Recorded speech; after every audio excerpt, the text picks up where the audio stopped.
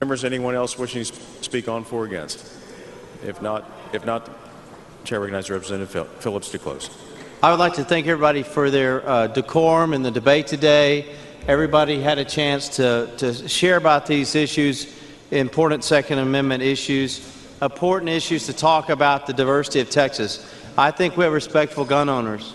This bill goes too far for some and not far enough for others.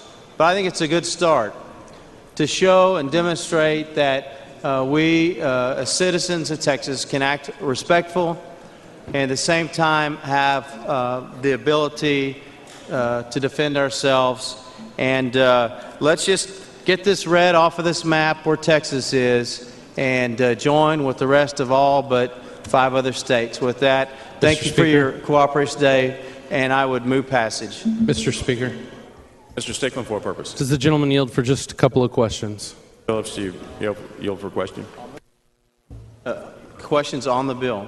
Representative Phillips, I appreciate your efforts on this bill. You know that I am a strong supporter of the Second Amendment. You know that I have been working very hard for open carry for Texans. We disagreed on the way to go about that. I was just curious on a personal level.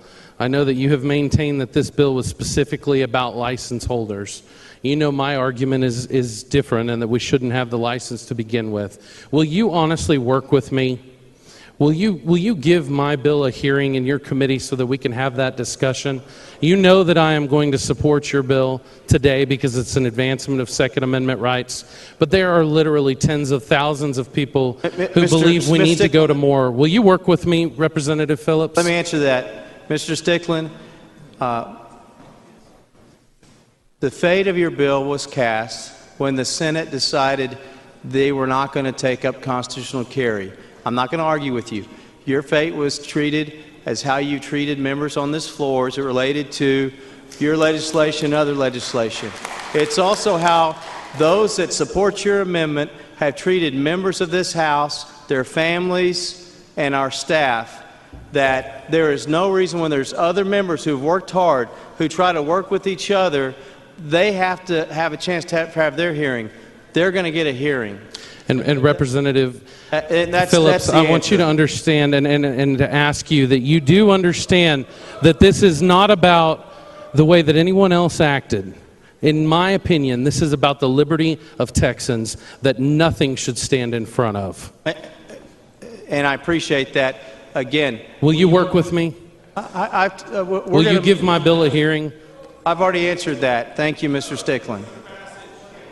It has been a very busy session for House Speaker Dennis Bonnen, and at times very frustrating. The House Speaker has received death threats at his office and on Facebook. I wanted to lead the Texas House, and I think we're doing it, but it's an extraordinary distraction. The threats stem from legislation calling for allowing carrying guns without a license, and it didn't get a hearing. It's been tough. I never envisioned the level of insane, continuous, vicious attack from these people that live out in the woods in a cave somewhere on an issue that simply is about letting a felon carry a gun. Also frustrating for the House Speaker, the fact that he has a very pro-gun record.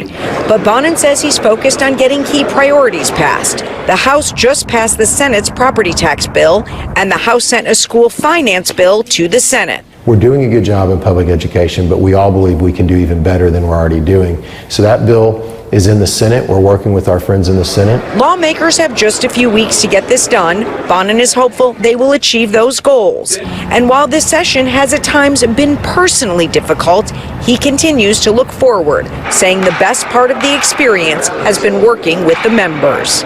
And that's one of the things I'm most proud of, is how respectfully the Texas House has operated. And I want to be clear.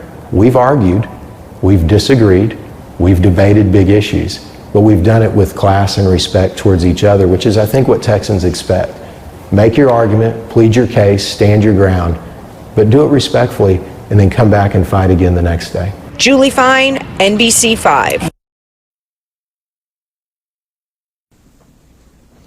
Recently, I have seen and been made aware of some of the most concerning behavior I have witnessed in my time as a legislator. I am saddened by the acts of a few individuals that have stolen the conversation about legislation that I deeply care about. I have been the recipient of bad behavior in the past, and I know the toll that it can take on legislators' families. Advocating for issues and bills are not only a good thing, but I believe it is the duty of every liberty-loving Texan. With that being said, there is a right way and a wrong way to influence the legislative process. Calling, writing, protesting, even showing up at the Capitol is something I strongly encourage. Campaigning and trying to replace those in office that you disagree with, it is as well. All of these things can and should be accomplished with respect and decency. There is never a time or place to physically threaten an elected official with violence. It is never okay or helpful to your cause to curse out their staff. It's never okay to target their homes or personal businesses when you know they are not in town. I want to thank the tens of thousands of Texans who are involved in the political process, and they're doing it the right way. We must all individually hold ourselves to the highest of standards in our fight for liberty.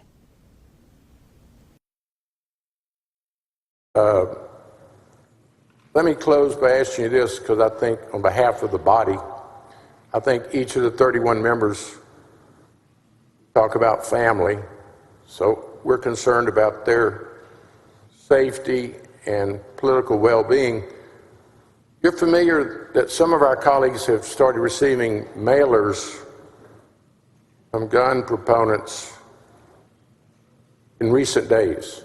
Including myself, yes, sir. You received one? Asking me to vote for this bill, yes. They don't know you're the sponsor? Anyway, I assume you don't approve of that. Senator, the right to campaigning and threatening of members now that's a while different they're story. doing their job, I think, is reprehensible.